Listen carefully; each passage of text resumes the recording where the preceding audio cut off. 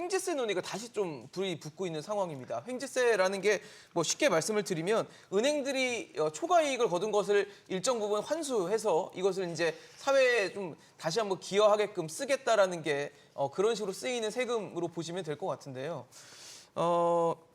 강희수 교수님 어떻습니까? 횡재세라는 게 사실 해외에서도 좀 논의가 되는 것도 있고 논란이 되기도 하고 우리도 한번 얼마 전에 논의를 했다가 이건 아니다라고 접었다가 최근에 또 이 초과이익에 대한 얘기 나오니까 다시 또 수면 위로 올라와 있거든요. 그러니까 이름이 이제 횡재세 그러니까 네. 뭔가 이제 불로소득에 대해서 과세를 해가지고 예상 아직 안 했는데 뭔가 떨어진 느낌이 있죠. 다시 이렇게 횡재라는 건. 재분배를 해야 된다 이런 식의 느낌을 주잖아요. 지금 횡재세라는 이름이.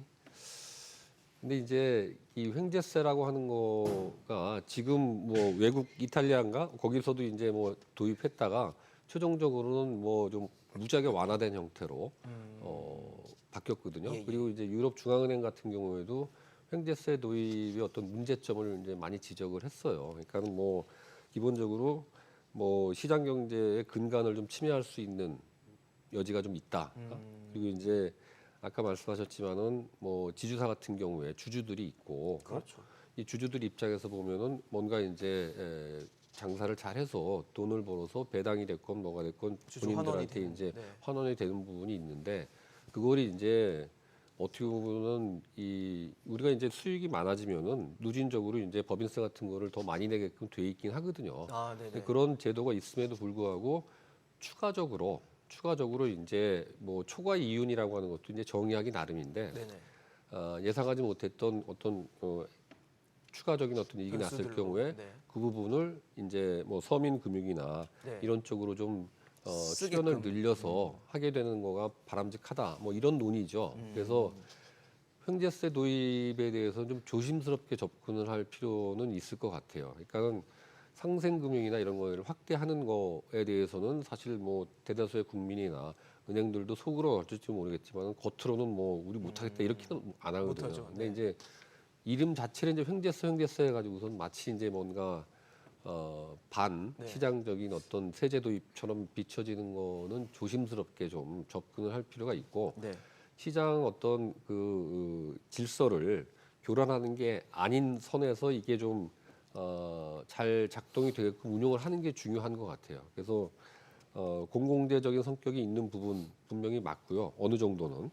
근데 이건 이제 이중과세 재산권 침해 뭐 경쟁력 저하시킬 수도 있거든요. 그러니까 횡재세를 때리게 되면은 아무래도 이제 외국인 투자자들이나 이런 사람들 입장에서 보면은 요 부정적이죠. 대한민국 은행은 이거 무슨 뭐 돈 버니까는 다 이거 걷어가는구나. 뺏어가지고 걷어가는구나 이런 식의 그걸 주면은 아무래도 자금 유출 가능성도 있고 그 은행 자체의 어떤 경쟁력을 저하시킬 수 있는 소지도 있기 때문에 그런 부분을 두루 좀 감안해서 그런 거가 좀 최소화되면서 반면에 이제 상생 내지는 예. 이게 서스테이너블하다는 게 되게 중요하거든요. 은행의 경우에도. 그러니까는 지속 가능하게. 지속 가능하려면은 단기적인 어떤 관점에서 자꾸 접근하는 것보다는 일반 그 금융 소비자들 이런 사람들이 지속적으로 그 서클 안에 남아 있어야 되거든요. 근데 그런 거를 도와줄 수 있는 게 길게 보면은 은행 입장에서는 나쁜 게 아니기 때문에 이걸 마치 단기적으로 우리가 뭐 엑스트라로 본 거를 뭐 마지못해서 어거지로 출연해가지고선 뺏긴다 이런 식의 접근을 하게 되면은 아무래도 좀 어렵죠. 그래서 이제 그런 부분에 있어서는 인식 전환이 좀 분명히 필요해 보입니다. 사실 횡재라는 걸 국어사전에 찾아보면 뜻밖의 재물을 얻는다라는 표현으로 돼 있고 그 재물을 뜻하는 단어인데 지금 이 상황에서 뜻밖이라는 건 아마 뭐 고금리, 금리를 내가 은행이 생각하지 않았지만 금리가 올랐다. 기준금리도 오르고 이런 금리가 오르는 상황일 거예요. 근데 그런 상황에서 횡재세를 도입한다. 지금 뭐 말씀 주신 것처럼 법인세와 이중과세 문제도 있고요. 지금 뭐 주주가 있는 상황이기 때문에 배임에 대한 우려도 뭐 나오고 있는 상황이거든요. 어떻습니까? 맞습니다.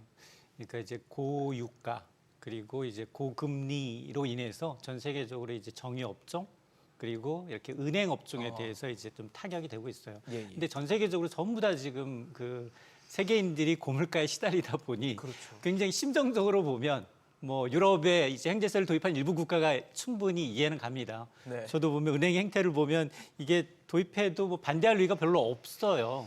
그럼에도 불구하고 말씀하셨던 것처럼 자유시장 경제 체제에서 여기다 더 더 추가적으로 이제 이걸 만일 할 경우에는 좀 신중한 접근이 좀 필요하다. 이게 나라마다 국가마다 처한 행태가 좀 다르고요. 그리고 물론 뭐 국회에서는 이제 좀 발의된 법안이 있는 것 같아요. 네네. 뭐 이제 특정 이제 초과이익의 한 절반 정도 이상을 또 아니면은 그 이자 수익을 일부 서민금융진흥으로 이제 할애하는 방식으로의 이제 법안이 있는 것 같은데, 근데 문제는 앞서 지적해줬던 것처럼 여기도 엄연히 주주가 있어요. 그렇죠. 그리고 법인세 이미 냈는데 또 세금을 낸다라는 이제 이중과세 논란에서부터 주주 이익을 침해했다. 만약에 외국인들의 경우에는 은행주를 굉장히 선호하는데 이 은행 횡재세 얘기 나오니까 또 빠지고 있거든요. 그러니까 그런 걸 보게 되면 누구라도 만일 정부가 이제 횡재세를 걷게 되면 이건 뭐야? 이 정부의 이 직간접적인 개입으로 인해서 내가 개인 주주가 손해를 봤다. 우리가 가장 무서워하는 ISD 소송 네, 네. 감이거든요. 국제소송으로. 그래서 저는 이게 사실 그리고 또 하나 이제 은행 입장에서 보면 아니 돈 잘 벌 때도 있지만 돈 못 벌 때도 있잖아요. 맞아요. 저금리에서 계속해서 대선 충당금 다 이제 축나고 연체율 높아지고 옛날 우리가 경험했던 저축은행 사태처럼 PF 사태가 터져서 은행이 계속 어려울 때는 계속 공적 자금 원조해 줄 거냐, 어려울 때 그럼 은행이 도와줄 거냐에 대한 퀘스천 마크도 있거든요. 자, 그러다 보니까 이거는 이제 도입했을 때 당장 전 범국민적인 어떤 호응도는 높을 수 있어요. 포퓰리즘 성격에. 그러나 이제 저는 이게 부정적 어떤 이 파급 효과가 더 크기 때문에 이 도입하는 건 좀 신중해야 되지 않나. 그리고 이제 앞서 지적해 주셨던 것처럼 다른 방법으로 자율적인 방법으로 상생금융하는 방법은 있거든요. 그러니까요. 이쪽에 더 초점을 맞춰야 된다고 봅니다. 석 교수님 어떠세요?